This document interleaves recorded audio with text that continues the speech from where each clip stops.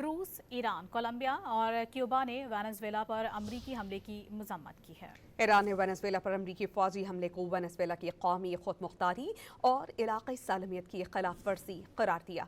रूस ने वेनेजुएला के खिलाफ अमरीका की कार्रवाई को मुसल्लह जारहियत करार देते हुए शदीद मजम्मत की। कोलंबिया के साथ ने सूरत हाल पर तशवीश का इजहार भी किया।